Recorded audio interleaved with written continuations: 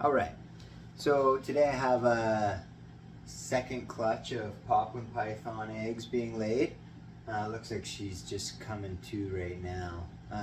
She started laying these eggs today around, God, I don't even know. She's been laying them all day.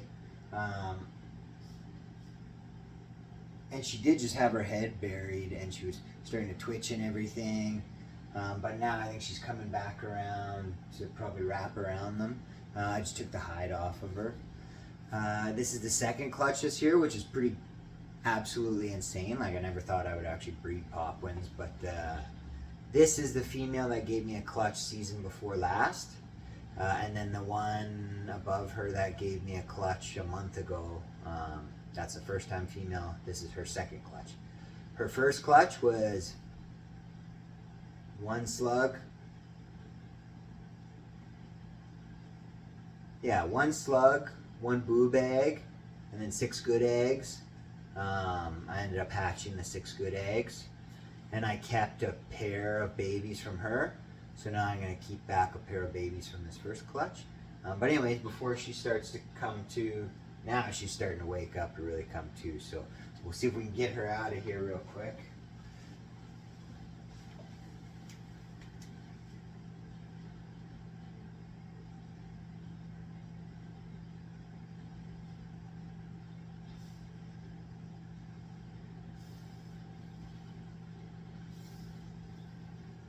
One issue I found with removing the Papuans is they're so strong that actually this could be good. Okay. They're so strong that they almost squish the eggs when they're trying to fight you off. They're a very huffy puffy snake, as you've probably seen from the last video. But she's really roughed up, like her scales are all frayed and roughed up, like she's in rough shape. She's not very happy. You can really hear her huffing and puffing. Hard to give you a good idea of size. No eggs left in her. But the eggs are so massive that when these Papuans lay, look at that. Look at the skin folds. Like, just absolutely deflated to nothing. But good sized snake, right? Like, you know, really, really long animal. Where she's going here? She's down across the floor. Like, she's a big snake for sure. So what we're gonna do with her is I'll soak her in some water, like always. It's crazy, such a huffy snake though.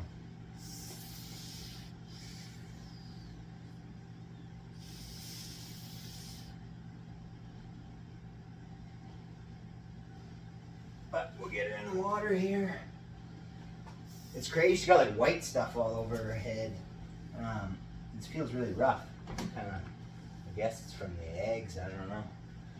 I'm gonna throw maybe this bowl on there, keep her in there, I don't know. Of course my battery's gonna die. Check that out. These eggs are not as big. Bigger clutch. Sorry, the lighting is really bright over here. Bigger clutch, but a little tricolor bite on my finger. Yeah, big clutch, small eggs.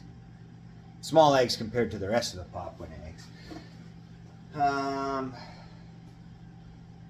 See if I can rest that in there without it rolling around. So we got one.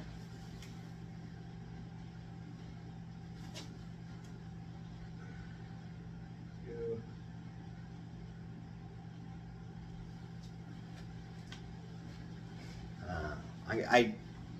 I like them to stick together as long as they're flat, because then they don't roll around in the egg container. I don't like them to stick together when they're piled up. Let's see what we can do here. But yeah, look at, there's a bigger one. Like, what crazy eggs, man. A pile of them. These are nice too, man. Holy cow. So we're just gonna balance them however we can. Try and get some of these shavings off the bottom. Yeah, she's got, you know, a nest box. Well, you can see the tubs on the one side of the cage. She did it last time, or oh no, last time she only had 2 of those like little, they're cat litter boxes. And this time she chose to lay there as well. Now what I did with these girls towards the end, so they had a little bit of basking, is this top girl has a basking fixture in her cage. The middle cage I just never put one in. So I turned the male's light on below, and then the warmth goes through and she could bask on there. So she did. A little bit, like just towards the end when she went to lay, she started going over there. But prior to that, she stayed on the cool side. You've probably heard me mention 100 times. I just heat the room to 85. The room can get to 80 sometimes. It's, you know. But I've become less of a fan of direct basking, you know. And I mean, look at the results, right? I've been having a very, very good time just doing ambient temperature. Okay, so we got no boob eggs, no slugs, nothing. We do got shavings on the bottom of these eggs. That's a little annoying. Look at that little pile of goodies. Now, if you know anything about Papuans, you know how rarely these things are bred in captivity. So I've never seen anybody able to offer captive bred unrelated pairs of Papuans, which that to me is probably like my biggest accomplishment in life at this point. So I'm pretty excited about that. Like I said, I'm going to keep back a pair from my other clutch, and then I'll pair those with the babies I held back from this female's last clutch. But yeah, anybody, I'm going to look into exporting, but if you're in Canada, I'll hopefully have unrelated pairs of these guys available. They're not cheap. What we'll do is just pluck them off like we always do. See, yeah, I got some shavings on there. I try and get that stuff off because, I mean, you know, it's just more likely, right? You got some sort of, you know, bedding is in a really humid, warm environment. It's just more likely to cause issues like mold and stuff on the eggs. So why not get it off if you can, right? These guys, last time I hatched them, they took 90 days to hatch, and I incubated them at 87.5 or something. What do we even got here? We got 1, 2, 3, 4, 5, 6, 7, 8, 9, 10, 11, 12, 13. Woo.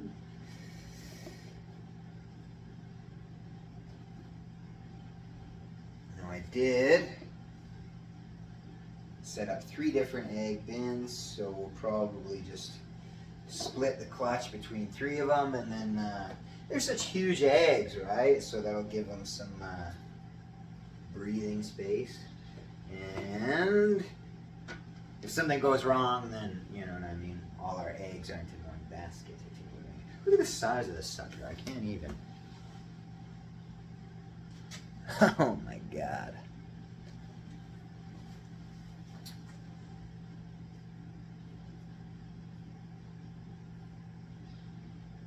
Set that up so it doesn't roll around.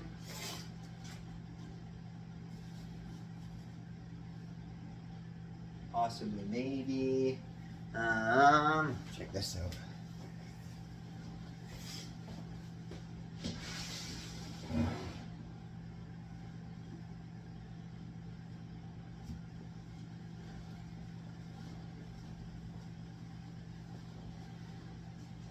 Here's a captive bred baby Papuan.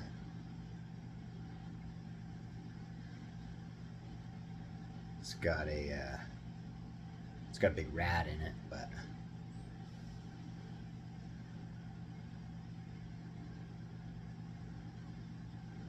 yeah, long, very, very long. But yeah, so this is the older sibling to, I don't want to make it too uncomfortable with that rat, but this is the older sibling to these eggs that I just pulled.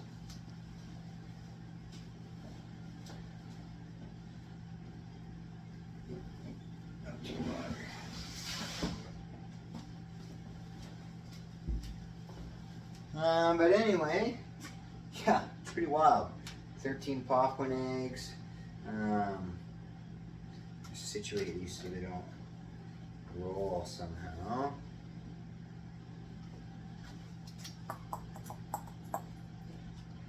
Sometimes I'll just use broken egg crate and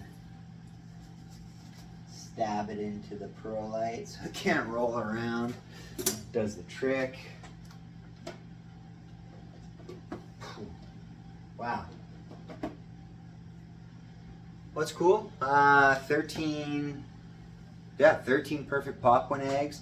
My last clutch a month ago was it was 9 eggs. One of them was a boob egg. That boob egg has since rotted, so I mean I got 8 good eggs from the last clutch, 13 out of here, which is it's a lot of Papuan pythons. And then I got Australian olive pythons too, so that's pretty cool. Yeah, we just had some baby Brazilian rainbows. Next, I have in like the next 2 days, I have a Bismarck ring python gonna lay eggs.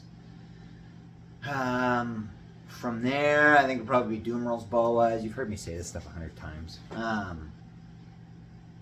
Dumerals, and then probably Argentine boas, and then other stuff like all the other white lips and Dominican boas and all that stuff is much farther down the road. That'll be like midsummer stuff. Yeah, baby Papuan pythons, super exciting.